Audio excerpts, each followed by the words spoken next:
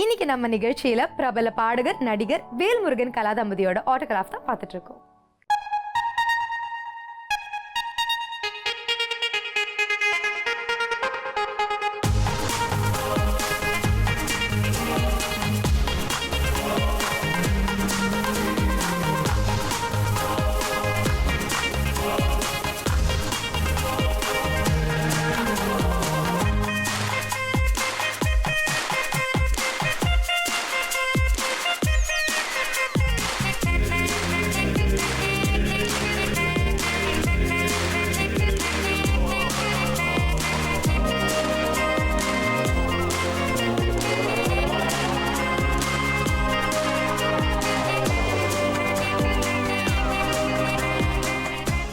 வீட்டின் எதிர்ப்பை மீறி வேல்முருகனை திருமணம் செஞ்சுக்கிட்டவங்க தான் கலா. அப்படிப்பட்டவங்களை எவ்வளோ அன்பா பார்த்துப்பாரு வேல்முருகன். இவர் தன்னோட காதல் மனைவி கிட்ட எந்த விஷயத்துக்காக சாரி தேங்க்ஸ் சொல்லியிருக்காருன்றதை வாங்க பார்க்கலாம். உண்மையிலேயே எனக்கு கிடைச்ச மனைவி வந்து வாழ்க்கையில் பெரிய சந்தோஷம். ஏன்னா இப்படி ஒரு அமையறதுங்கிறது வந்து ரொம்ப ரொம்ப கஷ்டம்தான். ஏன்னா நிறையா ஃபேமிலியில் பார்க்குறோம், நிறையா வாழ்க்கையில் பார்க்குறோம். இது அப்படியே இருக்கணும், அதாவது இது கடைசி வரைக்கும் அதுதான் வேணும். கடவுள்கிட்ட அது ஒவ்வொரு நாளும் அதுக்காகவே ஒரு குடும்பம் நல்லா இருக்கணுங்கிறதுக்காகவே முதல்ல நம்ம வேண்டிக்கணும் போல டெய்லி. ஏன்னா இப்போ எல்லாம் என்ன ஒன்று நினைக்கும் போது பயமாக இருக்குது. ஆனால் அவங்கள்ட்ட பிடிச்ச விஷயம் எதுன்னா, எதுவாக இருந்தாலும் நம்ம வந்து சரி அவர் கரெக்டாக பண்ணுவார், கரெக்டாக செய்வார், குடும்பத்துக்காக தான் ஓடுறாரு உழைக்கிறாரு அப்படிங்கிற என் மேலே இருக்கிற தன்னம்பிக்கை. அதேமாரி அவங்கக்கிட்ட நான் சாரி கேட்கணும் அப்படின்னாக்க நிறையா லேட்டாக வருவேன். அதெல்லாம் எனக்கு ரொம்ப கஷ்டமாக இருக்கும். அதே மாதிரி வந்து அவங்க கூட ஸ்பெண்ட் பண்ண முடியலையே நிறைய. ஏன்னா நம்ம ப்ரோக்ராமு, ஷூட்டிங்கு, வேறு ஏதாவது ரெக்கார்டிங்கு அப்படி இருக்கும்பொழுது அவங்களுக்கு ஏதாவது தேவைங்கிற நேரத்தில் நம்மளால் அவங்க கூட இருக்க முடியலைங்கிற ஒரு வருத்தம் இருக்கும். இது எல்லாமே உண்மையிலேயே எனக்கு இந்த நேரத்தில் நான் வந்து அவங்கள்ட்ட சாரி கேட்டுக்கிட்டேன். லைஃப்பில் மட்டும் இல்லாமல் தன்னோட கரியர்லையும் ரொம்பவே சப்போர்ட்டிவாக இருக்கக்கூடிய தன்னுடைய காதல் கணவர் வேல்முருகன் கிட்ட கலா எந்த விஷயத்துக்காக சாரி தேங்க்ஸ் சொல்லியிருக்காங்கன்றதை வாங்க பார்க்கலாம். பொதுவாக மேரேஜெலாம் முடிஞ்சிச்சுன்னா இந்த ஹஸ்பண்ட்ஸ் வந்து ஒய்ஃப்ஸ் வந்து படிக்க வைக்க மாட்டாங்க மோஸ்ட்லி.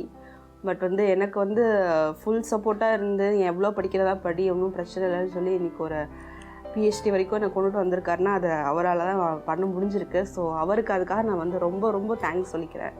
அதுவும் நான் எடுத்தது வந்து ஒரு டான்ஸ் ஃபீல்டுனா மோஸ்ட்லி வந்து டான்ஸ்னால் அப்போனா வேண்டாம் அப்படின்ட்டு சொல்கிறவங்க மத்தியில் நீ எவ்வளோ படிக்கணும் படி, இல்லை எந்த ப்ரோக்ராம் போனோன்னாலும் போ, அதை பற்றிலாம் ஒன்றும் பிரச்சனை இல்லை அப்படி சொல்லி எல்லா விஷயத்துலையும் எனக்கு என்கரேஜ் பண்ணிகிட்டே தான் இருப்பார் எப்போவுமே. இந்த அளவுக்கு அவர் இந்த ஒரு சினி ஃபீல்டில் ஒரு பெரிய ப்ளேபேக் சிங்கராக ஆயிருந்தால் கூட இப்போயுமே அவர் வந்து எது பண்ணுறனாலும் பண்ணு அப்படின்னு எனக்கு ஒரு சப்போர்ட்டிவாக தான் இருந்திருக்காரு. ஸோ அதுக்காக நான் அவருக்கு ஒரு தேங்க்ஸ் சொல்லிக்கிறேன்.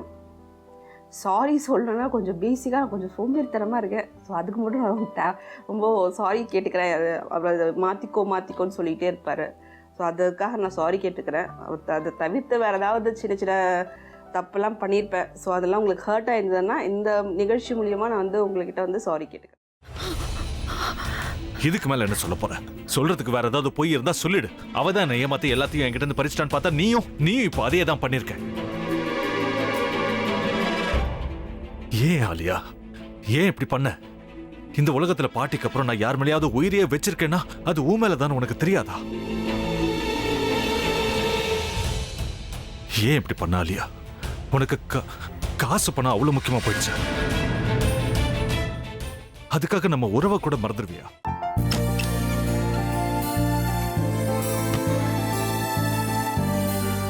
சக்தி ஒரு நிமிஷம்.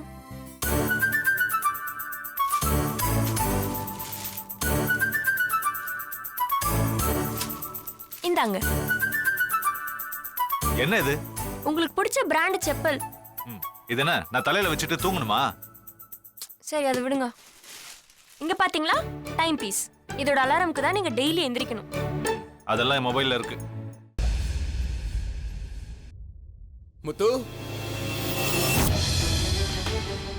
முத்து, என்னடி இவன் முத்துன்னு ஒருத்திய உருவாக்கி விட்டான். செல்வியை மறப்பான்னு பார்த்தா எப்ப பார்த்தாலும் முத்து முத்துன்னு கூப்பிட்டு இருக்கான். முத்துவ கூப்பிட மட்டுமா செய்யறான், முத்துவ வச்சு என்னென்னமோ செய்யறான். நாம தான் இளிச்சவாய் மாதிரி வேடிக்கை பார்த்துட்டு இருக்கோம். என்ன முறைச்சு என்ன பிரயோஜனமாயா? உனக்கு வேற குரல் போயிடுச்சு. அடுத்து அவ செல்வியை கூப்பிட்டானா என்ன பண்ண போற? உன்னுடைய விருப்பப்படியே நீ ராமநாத வீட்டு மருமகளா வாழப் போற. கண்டிப்பா என்னுடைய ஸ்தானத்திலிருந்து அவன் உன்னை நல்லா பார்த்துக்குவான் அம்மா. டேய், அவரை பத்தி தான் உனக்கு தெரியும்ல. அவர் எந்த முடிவு எடுத்தாலும் அதான் ஃபைனல். நம்ம அப்பா வேணுமா வேணாமாங்கிறத நீயே முடிவு பண்ணிக்கோ. வாடா.